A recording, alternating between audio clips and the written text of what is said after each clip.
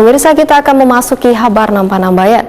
DPRD Banjarmasin menggelar rapat paripurna tingkat 1 jelang tengah hari Senin 22 Agustus 2022 terkait dengan pengajuan 2 rancangan peraturan daerah, yaitu Raperda Fasilitasi Pesantren serta Raperda Pemberdayaan Wan Perlindungan Lanjut Usia serta pengajuan Raperda Penambahan Modal Pemerintah Kota Banjarmasin kepada Perseroan Terbatas Bank Pembangunan Daerah Kalimantan Selatan.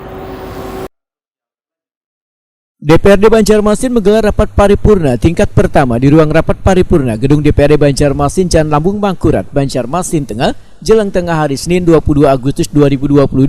Rapat paripurna yang dipimpin Ketua DPRD Banjarmasin Hari Wijaya, didampingi Wakil Ketua DPRD Banjarmasin Matnor Aliwan Muhammad Yamin terkait dengan pengajuan 2 rancangan peraturan daerah, yaitu Raperda Fasilitasi Pesantren serta Raperda Pemberdayaan Wan Perlindungan Lanjut Usia dari inisiatif DPRD Banjarmasin, serta pengajuan Raperda Penambahan Modal Pemerintah Kota Banjarmasin kepada Perseroan Terbatas Bank Pembangunan Daerah Kalimantan Selatan. Penyampaian 3 buah Raperda ini dihadiri Wali Kota Banjarmasin Ibnu Sina serta Sekda Banjarmasin Ihsan Budiman, disaksikan anggota DPRD Banjarmasin serta SKPD di lingkungan pemerintah Kota Banjarmasin. Ketua DPRD Banjarmasin Hari Wijaya Wetakuni Primatipi memedahkan dan rancangan peraturan daerah penyertaan modal Bank Pembangunan Daerah atau BPD atau Bank Kasel diajukan sebesar 26 miliar rupiah lebih. Namun Dewan Banjarmasin masih mempelajari besaran nominal yang telah diajukan tersebut.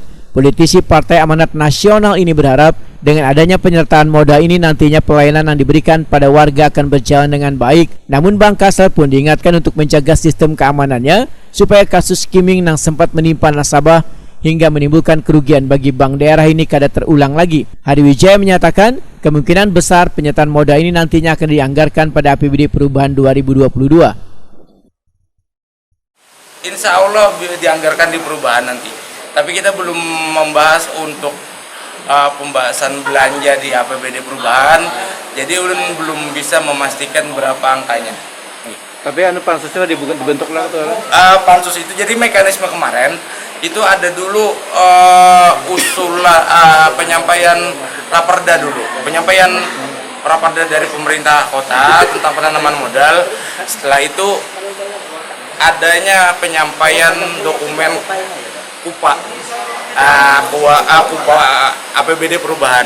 Jadi secara aturan usulan raperdanya dulu kemarin itu kita terima, baru adanya dokumen KUPA. Jadi kan dokumen KUPA itu sudah bisa masuk program penanaman modal itu di perubahan. Hari Wijaya berharap penyertaan modal ini nantinya bisa diberikan secara bertahap atau menyesuaikan dengan keuangan daerah.